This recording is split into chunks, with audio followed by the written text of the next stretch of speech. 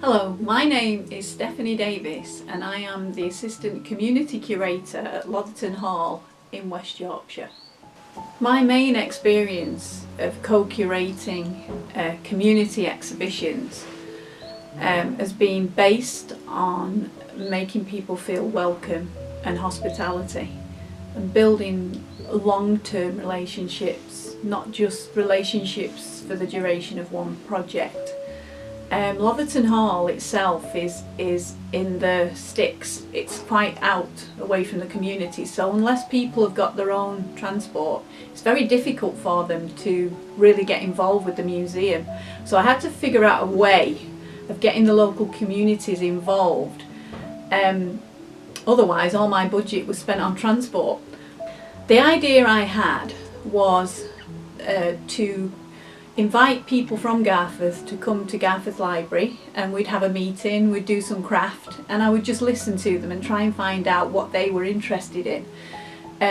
This happened and there was a group of about 12 people and they were interested in doing a textile banner reflecting the memories of the community.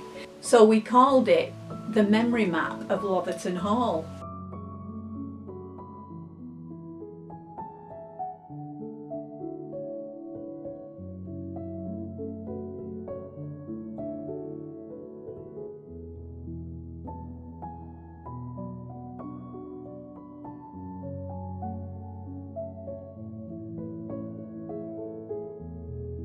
The banner was completed finally in 2015 and is still on display at Lotherton, and it still makes people ask questions about the local history.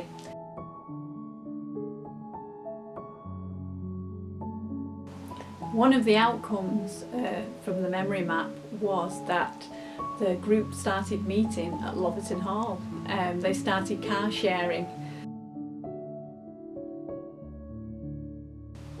The history group decided they wanted to put displays around the community about the Gascoigne mines, the Gascoigne family being the family that lived at Lotherton Hall. At one point their main income was from the local mines. So they put exhibitions and displays on all around the community, in care homes, in libraries, and the interest was phenomenal.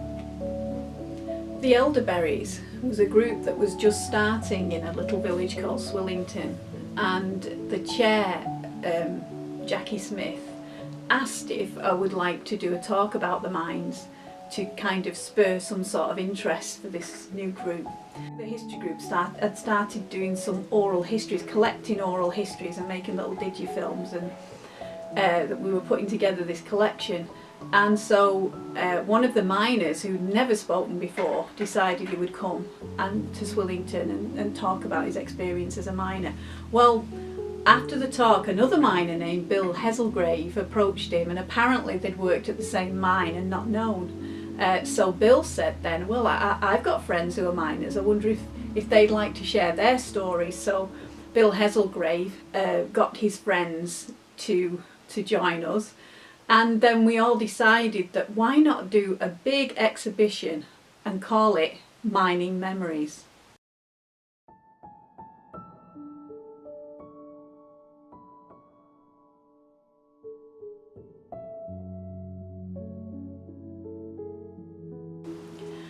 I said all that to say this, that any quality work, lasting work, always comes from commitment and a willingness to befriend and be patient with people. People are what make objects valuable. What people think of objects, what people think of collections is what makes them valuable. What people think are valuable is sometimes different to what we as museum professionals deem as valuable. And we have to be open to give space and time to projects that definitely engage with people, especially the local community.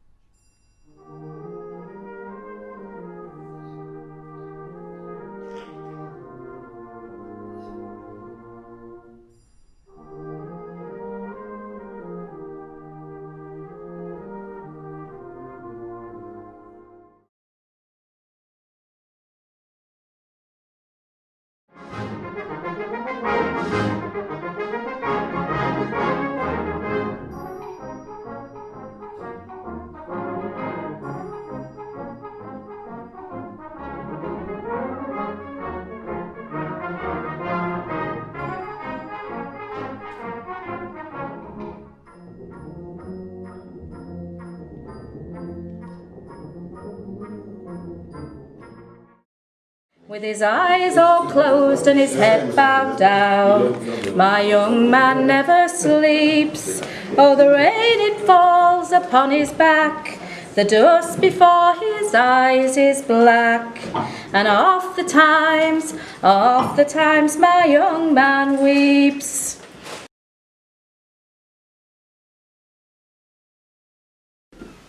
Rescue team were at home, come and took first position.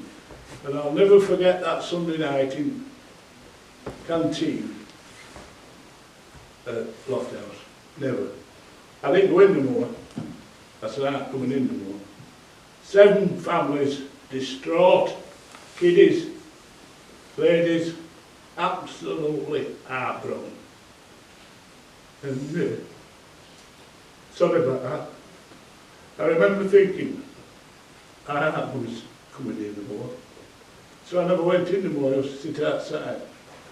There were doctors with them, there were nurses with them. Every facility that Coalboat could give them, they gave them, except their husbands.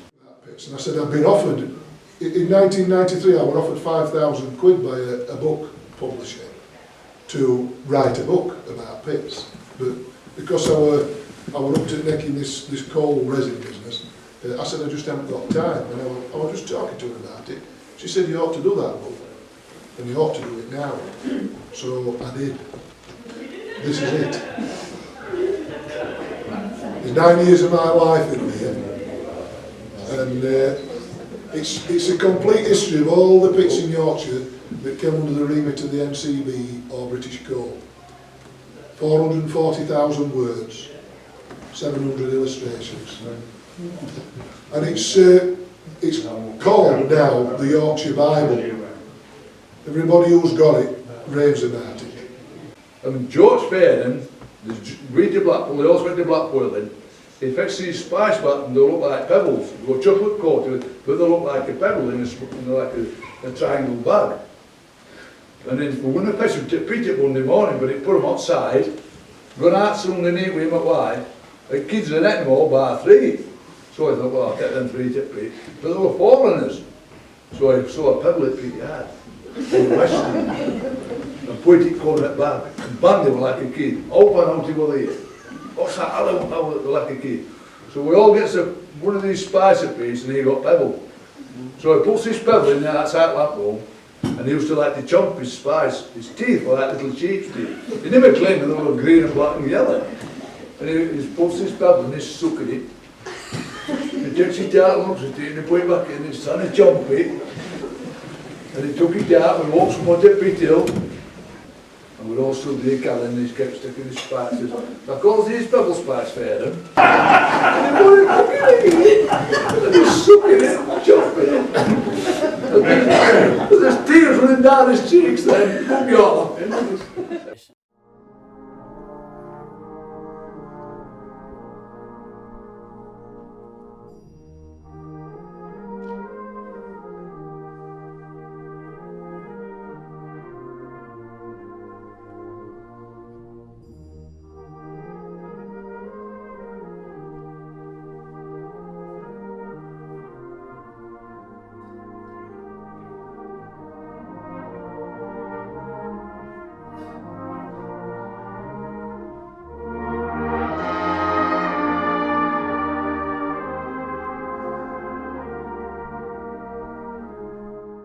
If you've got chocolate, we've got some caramel buttercream, or we've got some raspberry buttercream.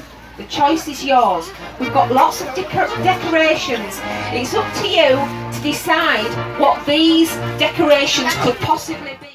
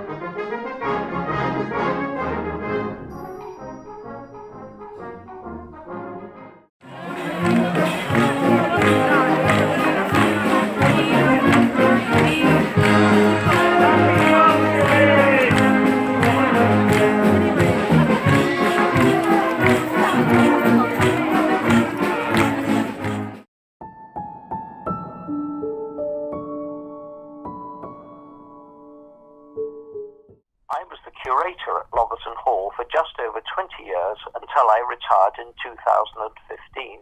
When I first came to work at Lotherton, there was no community engagement programme, and I always thought there was something missing in the life of the house. We didn't know many of the local people, and we couldn't be sure that what we were doing was what interested them and what they wanted.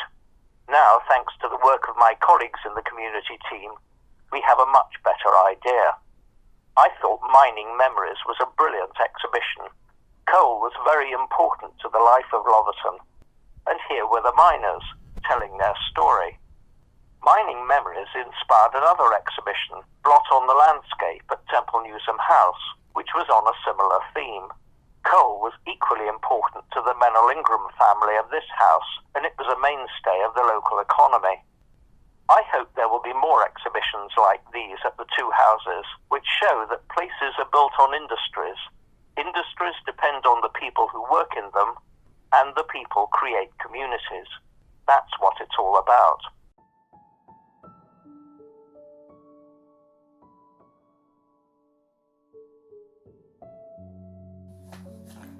Hello, my name is Helen Pratt.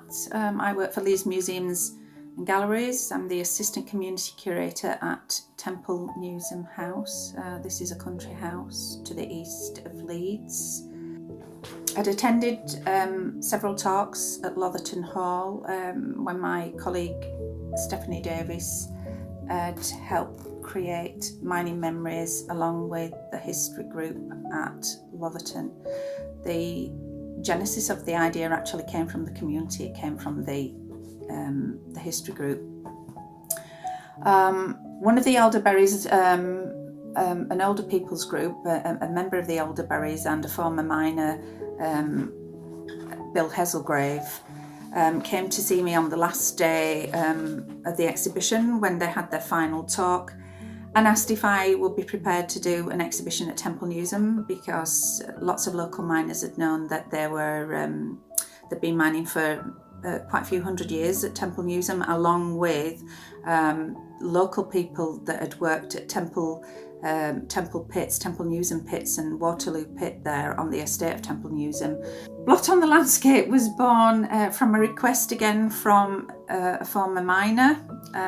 Bill, as I said before, was from the Elderberries.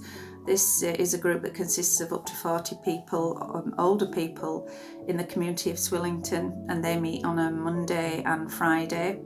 They decided, yes, they'd make a rag rug for the exhibition that would go in front of the fire that housed the grate and the coal.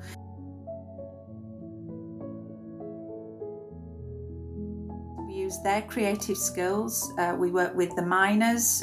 We got miners from South, West and East Yorkshire. It was Eddie Downs, Tony Banks, Steve Wyatt, Dave Hagan and Roger Muntz.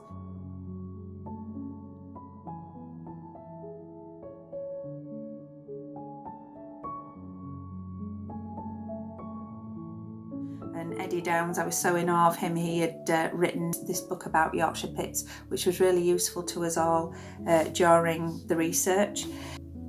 A volunteer team of researchers. We had Sue Child, Mike Sterland, Richard Watt, Ian Marr and Michael Howarth, and they unearthed, pardon the pun, lots of stories that we wouldn't have found had we not done this exhibition. It was 10 months in the making. It came to fruition on the 10th of May 2019 when we had the launch. The miners read poetry. Some of us who were in a choir, we sang, we had a brass band. It was important that we had a brass band because many collieries had brass bands, and so we tried to recreate the atmosphere of maybe a carnival day in one of the mining villages.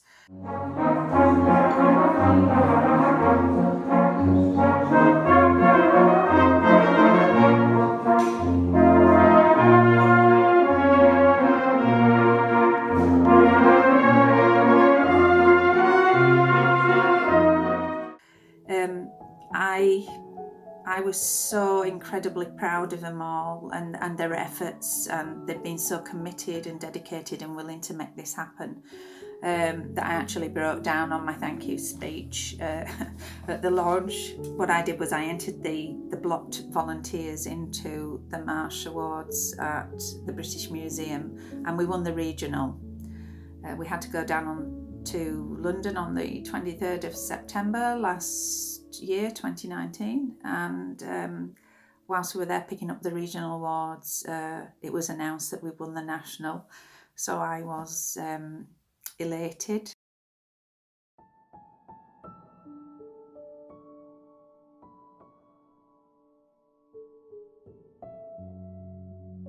I was stunned really as well, didn't know really what to say, but in the acceptance speech I did tell the audience, Brian Marsh as well, that we'd use the money, we'd continue with projects. The miners still wanted to continue along with the volunteers. We would do a blocked catalogue, so we'd do a catalogue of objects, and we make it a bit interesting. We put the emotions about why the objects were chosen, or why the miners had originally bought these objects. During COVID-19, I'm working with the Blot Vols. They are producing pieces of work, narratives for the actual objects. They're doing a volunteer letter.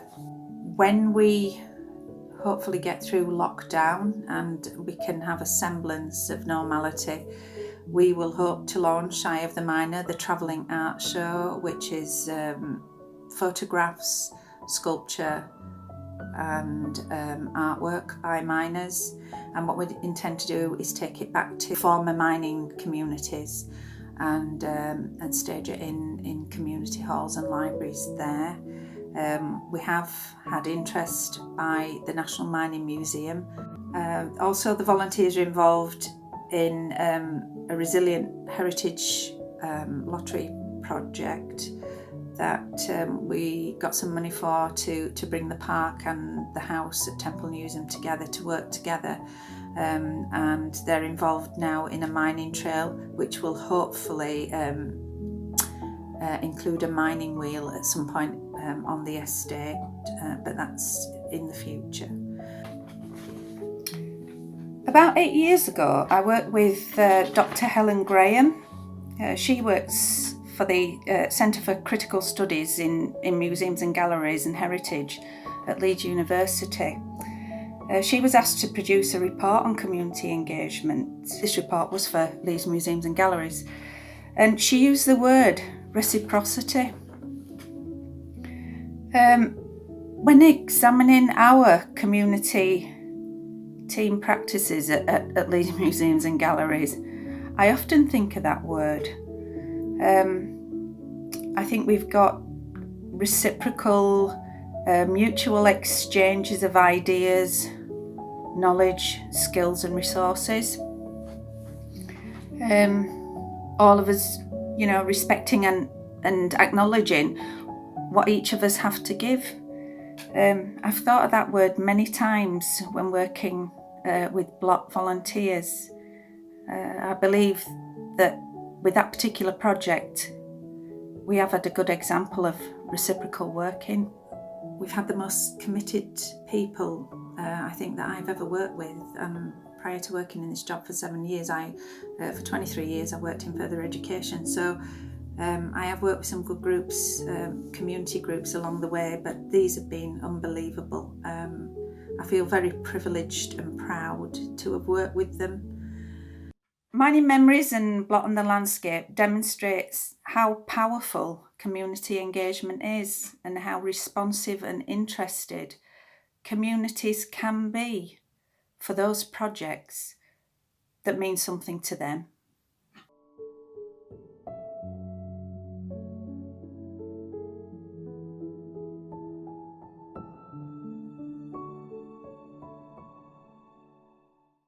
When I'd finished my 13 weeks training, I went back to Waterregg and I worked at Waterregg for about 2 or 3 weeks down in the pit bottom.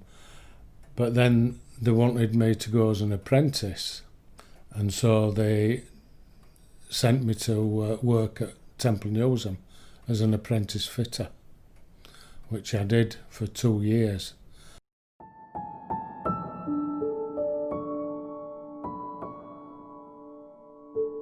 It was a very hard life, and my personal belief is that nobody should have to do that for a living.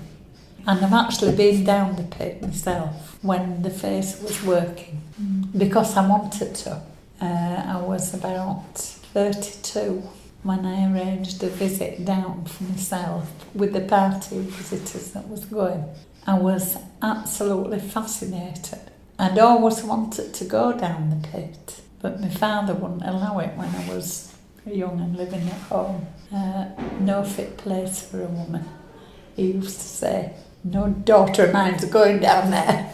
I worked at Lofthouse Quarry as secretary to the manager when the accident happened, the disaster at Lofthouse.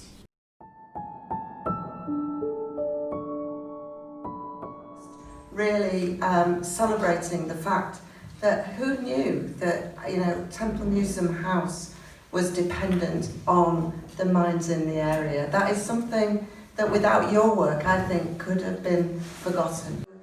You know, that's the thing that we've got to remember. We've got to tell the stories. We've got to make sure that everyone in our communities really recognises just how important a contribution the miners and their families have made to the fabric of our communities, and we've got to keep that spirit going. So well done, everyone. I think this is just one of the most inspirational and fabulous projects that we've done in the city of Leeds, and I wanted to come here today to make sure that I will help to acknowledge and to tell you that your stories have been heard and listened to, and they will continue to be so.